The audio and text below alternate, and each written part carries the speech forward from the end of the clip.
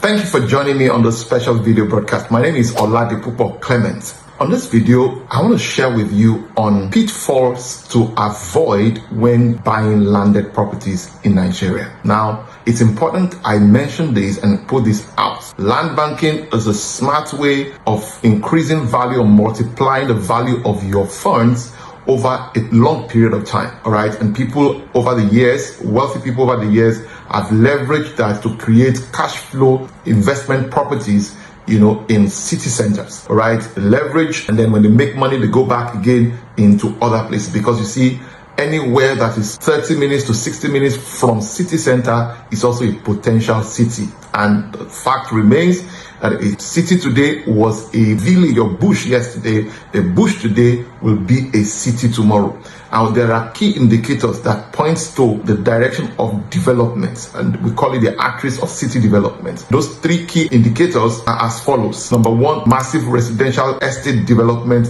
within a particular territory. These are pointers to the fact that a major development is coming to a particular place. See, when it comes to real estate investments, especially in Nigeria and anywhere else in the world, it's a function of positioning. And you want to position right, you want to position well. This is so important. This is so critical, right? Number two is technological advancement. Gone are the days when a village used to really be a village.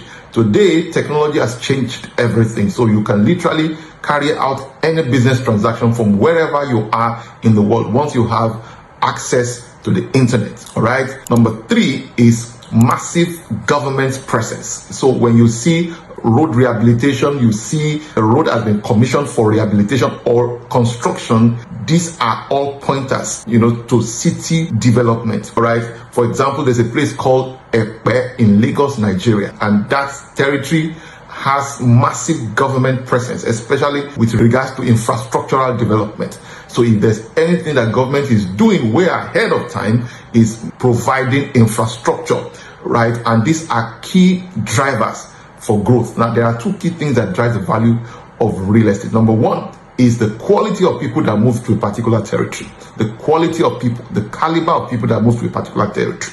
Number two is infrastructural development. These two are the key indices. Usually when I hear people say this place is so far, that location is far, listen to me carefully. There is no such thing as far.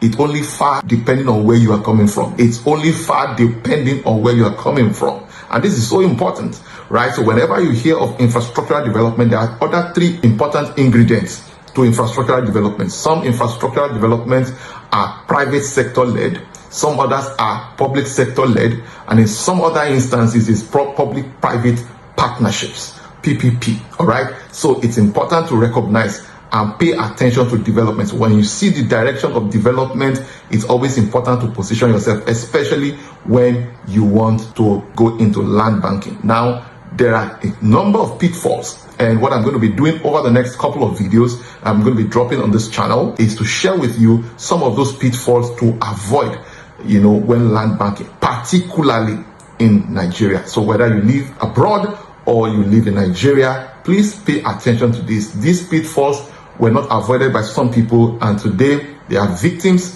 of scams and all of that. So I want to purely push this out to help you avoid scammers and position you right, so that ultimately you will benefit and your generations after you will also benefit. Number one is lack of clear objective. Lack of clear objectives. Lack of clear objectives. Now, there are three principal reasons that people buy land. Number one, people buy land to build. Number two, people buy land to sell later. Number three, people buy land to keep. Now, people buy land to build for obvious reasons. Nobody builds in the sky and nobody builds on water. And even if you have to do anything on water, you still have to create some reinforcement and create a fresh base for your building structure. So people buy land so that they can build. Number two is that people buy land to keep as a container of value, which is also where the leverage is when you buy land where there's not much development yet. All right, it gives you a lot of leverage, right? I mean, imagine you buying a parcel of land, for a certain X amount of money, and in a 3-year period or 5-year period, that same landed property, because of all the key indices that drives growth and drives value of real estate in that territory, the property is now 20 times, 100 times the value you paid. I mean, if you decide to trade that same property at that material time, it goes off immediately. Now, these are key reasons why people buy lands to keep as a container of value. Ultimately, it also helps you to hedge against inflation or devaluation, particularly on this side of the world. Now, number 3 is people buy land with the intention to sell later, right, to unlock cash, so you can repeat the same process and move some parts, to the city center, right, for actual purchase of investment property that establishes cash flow, and then to repeat the same process, over and over again. And so it's quite a laudable thing. So it's important to establish what your core objective for land banking is way ahead before you make such move. Lack of clear objective will make you to take wrong decisions. As it is with all other forms of investment, it's important that you establish the clear objective, a clear-cut objective. Why are you doing this? Is this the particular asset class that satisfies that objective? If you can't answer that question and you make that move, you may live to regret it. Again, if you are thinking of land banking, think 5, 10, 20 years. All right. I mean, the value can appreciate way quicker, can appreciate faster and within a shorter period, but it's always good that you have a long-term outlook. If your objective is that you would want to liquidate or convert that asset into cash in a shorter period of time, and that particular location does not satisfy it, then you will live in regret. And this is why you have to establish your clear-cut objective. It is your why that establishes your what. All right. If your why is not clear, then your what most likely will be wrong. I hope you found this very useful. So I see you in the next video for other content. Bye for now.